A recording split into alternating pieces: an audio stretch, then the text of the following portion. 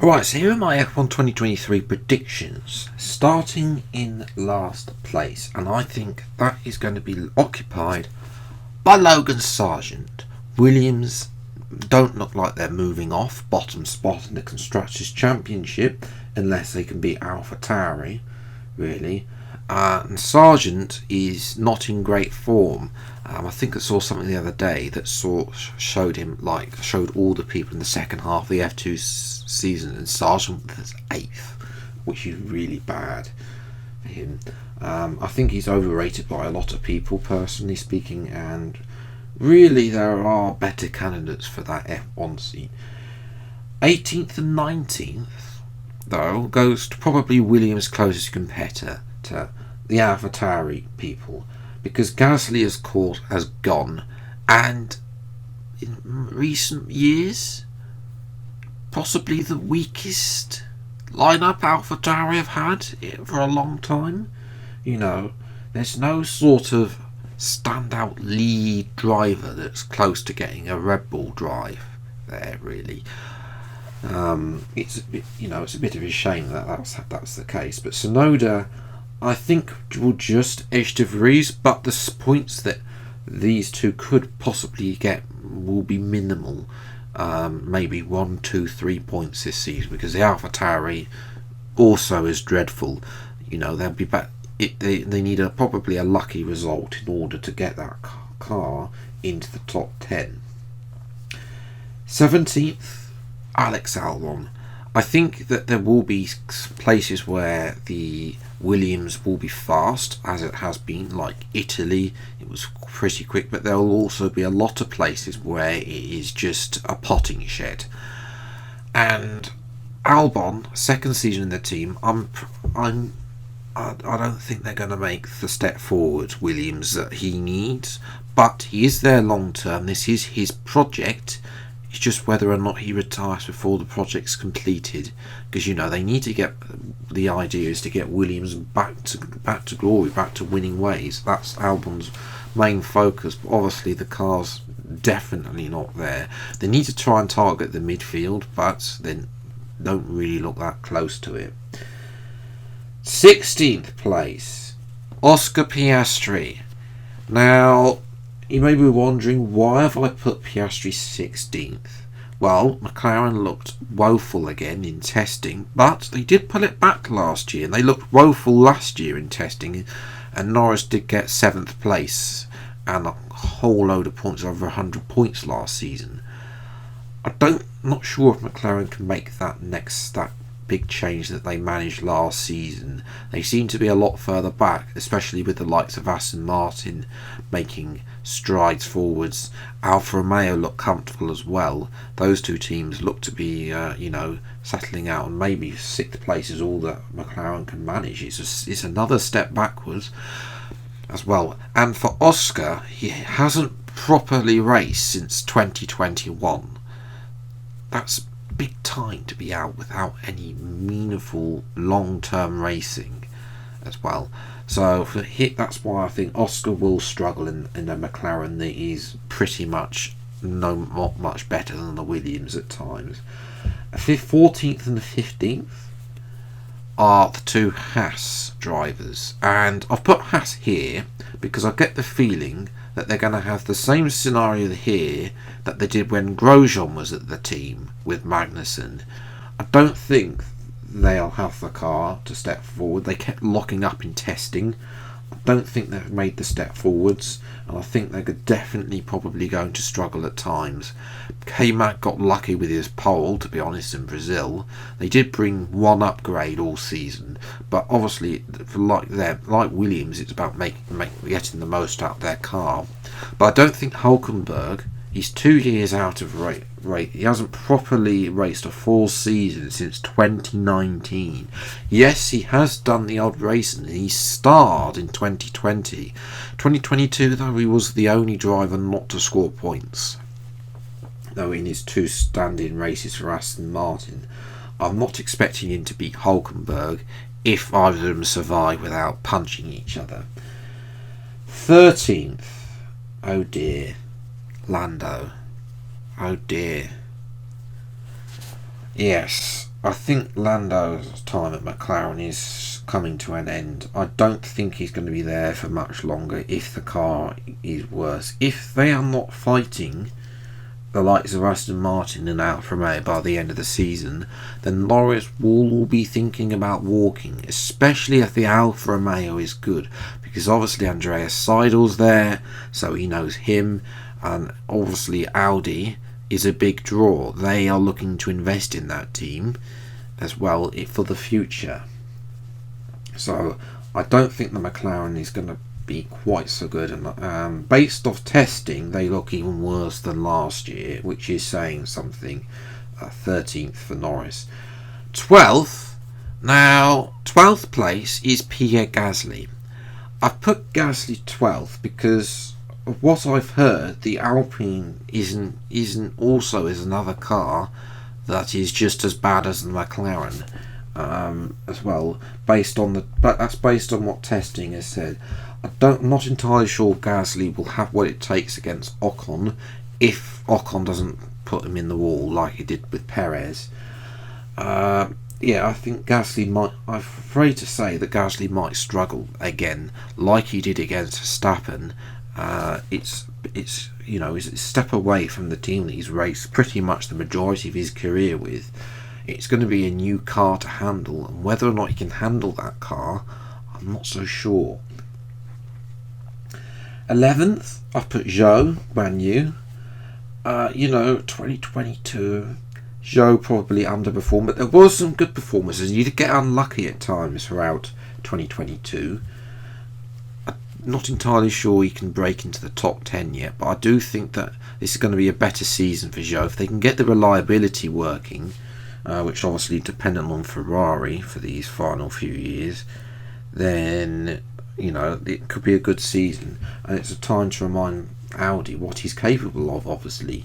But obviously Audi don't really need his sponsorship or the amount of sponsors that they currently have, and probably could do away with them half the sponsors they have. So there's a question of whether Zhou's time at the end. Obviously Porsche is waiting in the wings again. He's one of the favourites for the F2 title and could come in and replace Zhou for next year. Zhou has a poor season. 10th place, Ocon did outscore Fernando Alonso, although there were issues between those two, and those two fell out. I think Alpine might bounce back a little bit better. As I say, we might not have seen the full potential of that car yet. All they got upgrades as well. It's a new team. I think Ocon, once he stopped putting Gasly in the wall, could get 10th place. 9th, Lance Stroll. Now, I've put Lance Stroll 9th because obviously he missed testing, and there's a doubt that he's going to be racing this weekend in Bahrain. If I think he's going to have a slow start, but once Lance gets up to speed, he'll start moving up the order. So I think Lance will actually be a lot lower down to start with, and then come back for a stronger finish to 9th place. Bottas in 8th. This has to be a good season for Bottas. He had such a woeful end to the season as Alfa Romeo went backwards, really. But I'm counting on Bottas to bring it back. I think Bottas is someone that can, rediscover his form and take the Alfa Romeo if their pre-season pace, their testing pace continues into race trim. Then they look like to be a solid mid-table team, and there's no reason why they can't secure 5th place in the championship ahead of the likes of Alpine as well, especially as Zhou has a good season as well. Now 7th place, I've got Fernando Alonso, and you might be wondering, why have I not got them higher up? Bearing in mind they're apparently faster than Mercedes. And I'll come back to that firstly, but I do think that Aston, yes, they've competed. Yes, that team knows how to win. They have won races in the past, but I think that the next step up will be competing for podiums to start with. But whether or not they can continue to bring those upgrades, bear in mind there's still those rumours that they're looking to provide their own engine, and obviously they got the new HQ thing that's been unlocked. So I don't know, I can't remember what quite part that is that's been upgraded, but obviously they've got the new factory being opened, and I don't know if it's all opened yet. So that's a thing as they transgress. So I'm not entirely sure how Aston Martin can maintain that progress throughout the season as other teams bring upgrades, especially the fact the next team, 5th and 6th, Hamilton ahead of Russell. I've put Hamilton ahead of Russell because I think Lewis can remaster his consistency. I think he had a poor start to the season. Clearly was distraught about what happened in Abu Dhabi at 2021. But this is a fresh Lewis. He had consistency in the middle of the year with a solid string of second places, and Mercedes are going to bring a B chassis. Now, obviously, Hamilton he's not a 7-time world champion for nothing.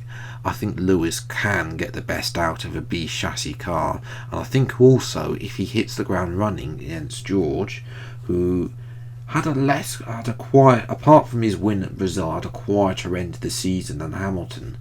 That form started to slip away after being the consistent top 5 finisher. I think Hamilton, now that Abu Dhabi from 2021 is out the picture, I think he can just focus on getting the best out of this season, and hopefully they can they'll bring upgrades, and I think the B chassis is going to take them forwards to secure 3rd in the championship. Now 3rd and 4th, yes, Ferrari. I'm sorry, Ferrari. I know people that are members of the Tifosi. I would like to see a championship challenge where one or Sainz or Leclerc, or even both, challenge Verstappen for the title right down to the wire. I don't think we're going to get that based off testing. Although Ferrari apparently didn't run on low fuel modes, and I think they'd be slightly closer to the Red Bull than people have said they were. I'm not entirely sure Ferrari.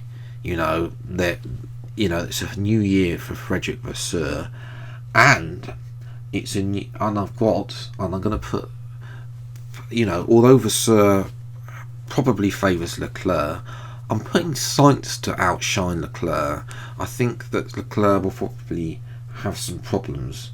Sainz did outshine Leclerc in 2021 when they were first teammates. He outscored him in the championship. I think Sainz, if he can get the consistency, he was fast at times. So he just needs to be consistent. Had probably a horrible start. Crashed out in Australia, crashed out at Imola while Leclerc was way out in front of the championship at the time. So if Sainz can have a good start, then I'm sure he can take the challenge to Leclerc. But that might go down to the wire as well. And that brings me on to 1st and 2nd. And I think there's no doubt about it. I think Red Bull are going to run away, and I think Perez, Perez was fast at the start of last season. If he can rediscover that form at the start of last season, not annoy Verstappen in the way that causes Verstappen to not give him places at Brazil, then I think that Perez will be a good shout for 2nd place. I don't think he has quite what it takes. Max Verstappen will be too fast, and that car surely will be tailored more towards him than Checo. But I think Checo will have a better understanding of the car. It's his 3rd season with the team now. He won a couple more races. He had a good start. Didn't quite finish the season, but he narrowly missed out on 2nd in the championship. And I'm guaranteed that Perez will, take that on the chin and deliver a solid 2023 for 2nd place behind a dominant Verstappen. Expecting to win more races. He might win them all, just to put us out, just to make it a very boring championship, unfortunately.